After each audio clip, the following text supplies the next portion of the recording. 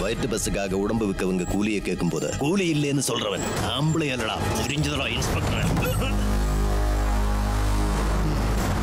இவன் அவள் கொடுத்த பணத்தை நீ புடுங்கிட்டல, அப்ப அந்த கணக்கு முடிச்சிட்டு போயிடு.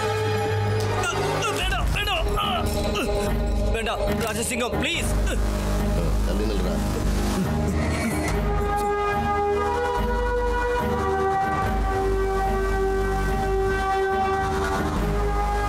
வேண்டாம் ப்ளீஸ் ராஜசிம்மா, வேண்டாம்.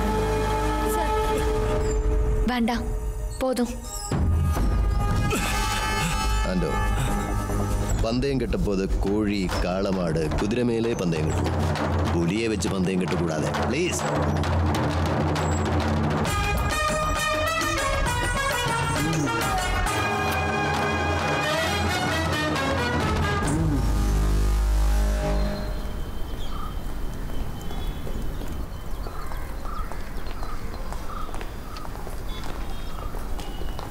ஹே, அங்க பாரு, அங்க ஆடிட்டு வர ஆளை பார்த்தல.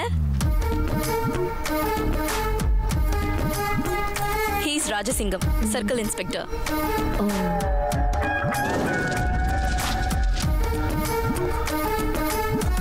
நீ அடிக்கடி கேப்பல்ல இங்க வில்லங்கமான ஆபீசர் யாருன்னு, இவர்தான் அந்த ஆளு. அந்த விஷயத்துல இந்த ஆளு பெரிய கில்லாடி.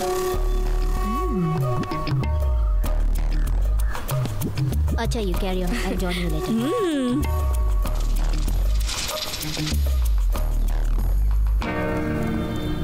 Hi, Poonam Pathak, Maharashtra. Rajasingham. I know. Ouch. நான் இப்ப எதுக்காக இங்க வந்தேனா, நீங்க இங்க ஸ்மோக் பண்ணக்கூடாதுன்னு சொல்ல வந்தேன். உங்களுக்கு எவ்வளவு தைரியம் இருந்தா ஒரு சீனியர் ஆபீசரை பார்த்து சல்யூட் பண்ணாம இருப்பீங்க? சார், ஐஜி சந்திரசேகரன் சார் கேபின்ல வெயிட் பண்ணிட்டு இருக்காரு சார். இது எங்கேயாவது போட்டு அறிவு கட்டவனே. சரி, பார்க்கலாம். வாட்? உங்களை சல்யூட் பண்ணல, சாரி, என்ன மன்னிச்சிடுங்க.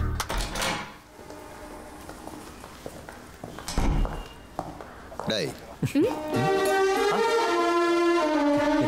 ஐஜி ஆபீஸ் வராண்டாவில் நின்று ரொமான்ஸ் பண்ணிட்டு இருக்கியா? அப்போ ஐஜி என்றனால என்ன வேணாலும் பண்ணலாம்னு நினைச்சியா? யார் அந்த பொண்ணு? நீ யாரம்மா? லைசன்ஸ் ஆச்சா? பேசி முடிச்சிட்டியா? அந்த கார் கொஞ்சம் கொடு.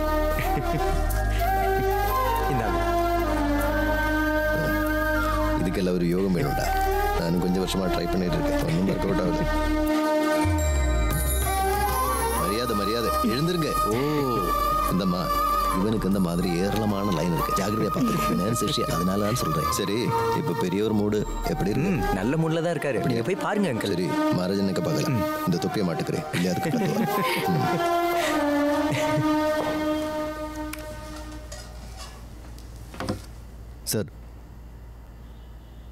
Sir, good morning. ஓ,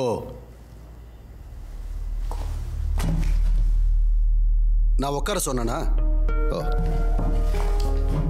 உன்னோட ரேங்க் என்ன? Circle inspector. அது கேட்க தான் கூப்பிட்டுங்களாண்ணா? அப்பா ஆண்டனி? அவனும் சர்க்கிள் தான். சொல்ல வந்தது சொல்லுங்க சார். அடி, நேத்து அப்படி உனக்கு என்னதான் பிரச்சனை? சொல்லு, எந்த விஷயத்துக்காக நேத்து ராத்திரி அந்த சர்க்கிள் இன்ஸ்பெக்டரை கை கட்டி வேடிக்கை பார்க்க சொல்றேன்?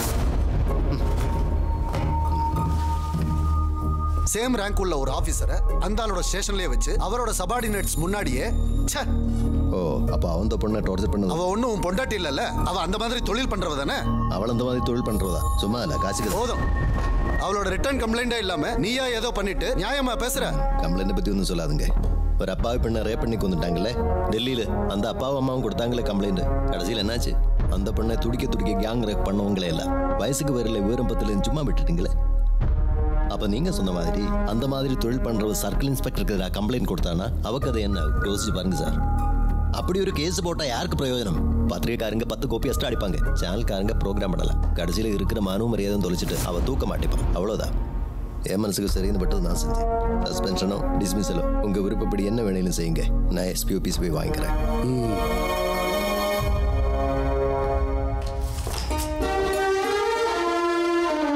இந்த முதல் இன்விடேஷனே உனக்கு தான் தரேன். முதல் இன்விடேஷன் ஏற்கனவே கிடைச்சாச்சு. நான் வர வழி பார்த்தேன். ஆஹா, நல்ல விஷயம் சார். இதெல்லாம் நடக்க வேண்டிய வயசில் கரெக்டாக நடந்துட்டோம். இல்லைன்னா கடைசியில நம்மள மாதிரி தனிமரமாக அவசப்பட வேண்டியதா. அது இல்லடா, ஒரே ஒரு பிள்ளை தானே, அதுவும் தாய் இல்லாம வளர்ந்த பிள்ளை. அவன் விருப்பத்துக்கு எல்லாத்துக்கும் ஓகே சொல்லிட்டா வழிதவறி போயிடுவானுங்கிற பயம்தான். நீ தானே அவனை சின்ன வயசுல இருந்து தூக்கி வளர்த்துருக்க. இப்ப ரொமான்ஸ்க்கு சப்போர்ட் பண்ற. ஏதாவது தப்பா நடந்துச்சு நீ தான் பதில் சொல்லணும். அவனுக்கு ஒன்றும் வாதா சார், அவன் கெட்டிக்காரு. இப்படி என்ன மாதிரி ஆக மாட்டான். அப்போ என்ன சொல்றீங்களே, சஸ்பென்ஷனா டிஸ்மிஸல்? போடா டேய் போடா. டேய், அந்த பொண்ணுகிட்ட ஒரு கம்ப்ளைண்ட் எழுதி வாங்கி வச்சுக்க. மறுபடியும் கம்ப்ளைண்டா? ஆ